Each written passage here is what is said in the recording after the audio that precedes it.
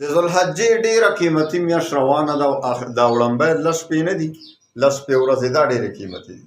او په دې کې بیا د عرفې ورځ، د عرفې ورځ یعنې نهمه ذوالحجه، په نهمه ذوالحجه درته داسې یو وظیفه ښیم چې هغه تاسو وکړئ نو انشاءالله ټول کال به فراحي، سکون، اطمینان، شهرت، عزت، مال و دولت څه چې غواړې دا به درته میلاوېږي. ټول کال به فراحي انشاءالله العزیز. هسې هم حدیث کې راځي په نهمه ذوالحجه چې دی، ترمذي شریف حدیث دی چې د ټولو نه بهترین دعا د عرفې په ورځ ده، چې د عرفې په ورځ دعا. او بیا نبی علیہ السلام فرمایي څومره خبرې چې ما او ټولو پیغمبرانو کړي په هغې کې بهترینه دا ده چې لا اله الا الله وحده لا شریک له له الملک وله الحمد وهو على كل شیء قدیر. نو اسیم په دغه ورځ باندې ذکر او اذکار او دعاګانو ورځ ده.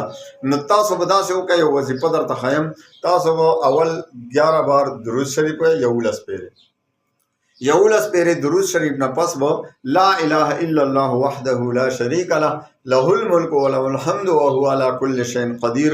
دا به 314 پیرې یعنې 313 بار وایئ. هغې نه پس به بیا 11 پیرې درود ابراهیم وایئ، درود ابراهیم وایئ. درود ابراهیمی 11 پیرې نه پس به بیا دا آیتونه مبارک وایئ.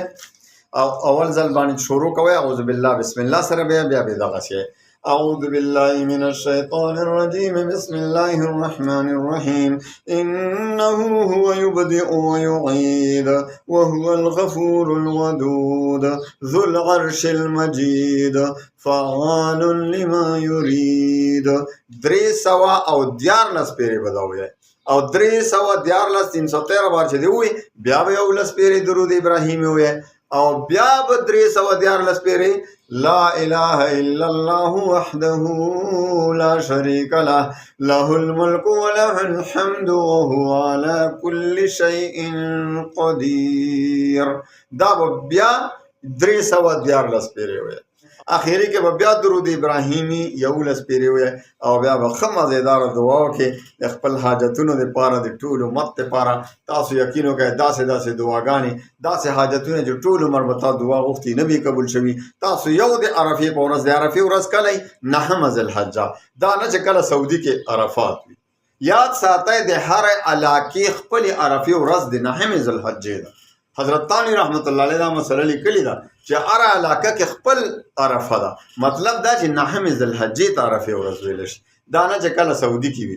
ځکه چې هر ملک باندې بیا خو که په دې پسه ځې نو بیا خو داسې ملکونه پکې شته چې سعودي کې عرفات دی، عرفې ورځ ده، او بل ځایونو کې شپه ده. نو بیا به یې څنګه مناوئ دا عرفات ورځ؟ بیا خو ټول عمر هغوی ته نه محرومه دي. نو یاد ساتئ لږ دماغ پکار دی، انسان ته عقل او سوچ پکار دی چې د هر علاقې نهمه ذوالحجه یاد ساتئ چې نهمه ذوالحجه کله وي هغه ستا د عرفې ورځ ده. او په هغه ورځ باندې دا وظیفه وکئ او په هغه ورځ باندې دعاګانې وکئ او انشاءالله العزیز ټول حاجتونه هم پوره شي. داسې مشکلات چې ټول عمر به نه پوره شوي او په دې دعا باندې، په دې وظیفه به انشاءالله په یو ورځ کې پوره شي. الله د ټولو مسلمانانو باندې رحم وکړي، کرم وکړي، فضل وکړي، او الله د ټولو مسلمانانو غمونه، تکلیفونه، پریشانۍ ختمې کړي په دنیا او آخرت کې. وآخر دعوانا ان الحمد لله.